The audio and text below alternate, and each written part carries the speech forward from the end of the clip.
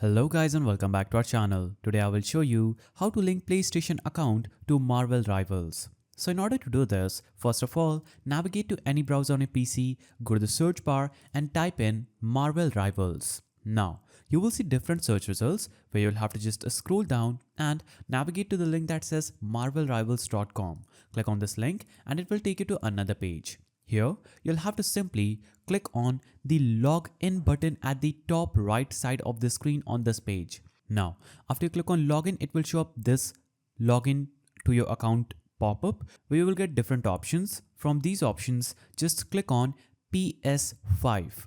When you click on PS5, it will take you to this page where you can easily sign into PlayStation ID. Enter your PlayStation's email address, then click on Next. After you click on Next, just follow the prompts, log into your PlayStation account on this page, and you would have successfully connected your PlayStation with Marvel Rivals. So that is how you do it. If you found this guide helpful, please don't forget to give it a thumbs up, and thanks for watching.